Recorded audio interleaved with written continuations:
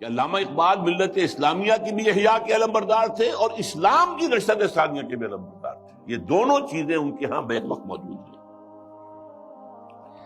البتہ ایک بات نوٹ کر لیجئے،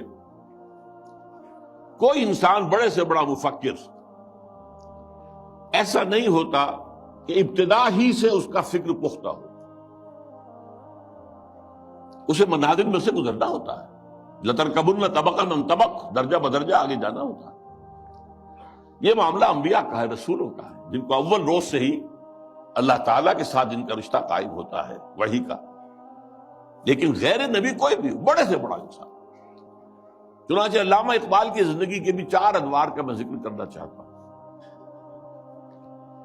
1894-95 سے انہوں نے شعر کہنے شروع کیے یہیں شہر لاہور میں. اس سے لے کر 1905 تک یہ 10 سال لگ بھگ بنتے ہیں.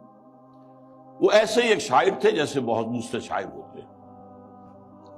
بس یہ کہ اس میں فنی طور پر کچھ ان کا پڑھنا بھاری ہوگا بعض اعتبارات سے، لیکن وہی عشق و محبت کی باتیں اور وہی ہجر اور وصال کے قصے اور وہی گل و بلبل کی داستانیں، کی گود میں بلی دیکھ کر، یہ اس قسم کے مضامین.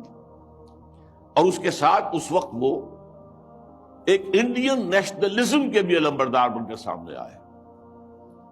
ایک نیا شوالہ اس دیش میں بسائیں، گویا کہ ہندوستان مسلمان، ہندو اور مسلمان مل کر کوئی ایک معبد تعمیر کرے.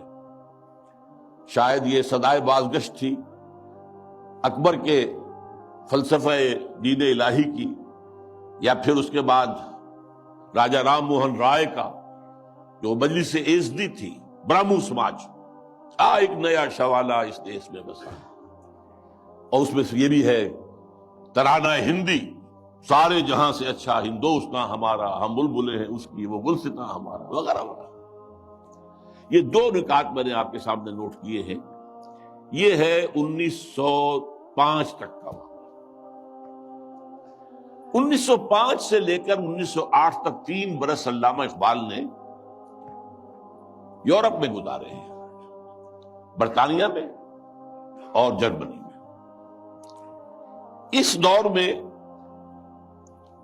ان کے اندر ایک عظیم انقلاب برپا ہوا. وہ انقلاب کیا تھا؟ ایک انہی کا مصرع جو ہے بورو کر رہا ہوں، مسلمان کو مسلمان کر دیا طوفان مغرب نے. اقبال جب یورپ گیا تھا اتنا مسلمان نہیں تھا جتنا کہ وہاں جا کر مسلمان ہوا.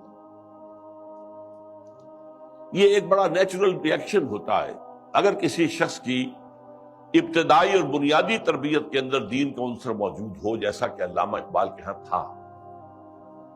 ان کی والدہ ایک بہت نیک سیرت مسلمان خاتون، ان کے والد ایک صوفی منش بزرگ، پھر ان کے استاد علامہ میر حسن. یہ ان کی شخصیت کے جو ابتدائی جو کردار سازی کا دور ہوتا ہے اس کے اندر اہم ترین جو ہے عوامل. پھر جو کچھ ہوا، لاہور میں آئے، گورنمنٹ کالج میں رہے بھی کیا، یہاں پر رہے، وہ کچھ دور اور تھا. لیکن انگلستان جاتے تو معلوم ہوتا ہے کہ شعلہ بھڑک اٹھا. مسلمان کو مسلمان کر دیا طوفان مغرب نے.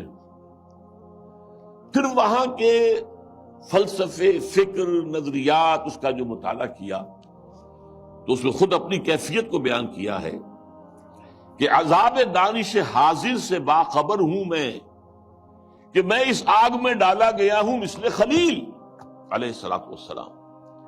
کہ جیسے حضرت ابراہیم کو نمرود کی آگ میں ڈال دیا گیا تھا، مجھے بھی اس آگ میں جھونک دیا گیا. یہ تو آگ ہے، یہاں یہ تو عذاب کا ہے، عذاب دانش افریقہ. لادینیت، الحاد، یہ ساری چیزیں جو ہے رگ و پے میں سرایت کیے ہوئے یہاں پر. لہذا عذاب دانش حاضر سے باخبر ہوں میں کہ میں اس آگ میں ڈالا گیا ہوں مثل خلیل. اللہ نے حضرت ابراہیم کو بھی وہاں سے زندہ و سلامت نکال لیا تھا. علامہ اقبال بھی وہاں سے جب آئے ہیں تو ایک مومن کا ذہن اور فکر لے کر آئے ہیں، مومن کا دل لے کر آئے. اس وقت کی ان کی جو ایکویٹی آف ویژن تھی اس کا اندازہ کیجئے. 1905 سے 8 تک کے حالات، اور انہوں نے مشاہدہ کر لیا تھا کہ فرنگ کی رگے جہاں پنجے یہود میں. اور بھی بہت لوگ جاتے آتے تھے، انگلستان جاتے تھے، کسی نے دیکھا کہ دیکھنے والوں ہی کو دکھائی دیتا ہے، صاحب بصیرت لوگوں ہی کو. تو علامہ اقبال بہت بڑے سیر تھے، دیکھنے والے تھے. ایک تو حال کا مشاہدہ گہرا اور ایک مستقبل کے بارے میں بھی. اور ان کی نگاہیں بہت تیز تھی. گاہ میری نگاہ تیز چیر گئی دل وجود.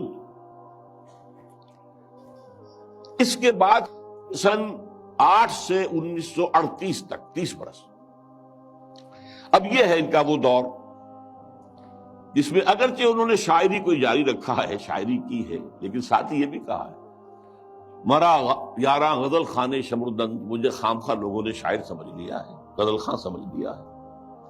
اور شکوہ کیا ہے کہ ہر کسے از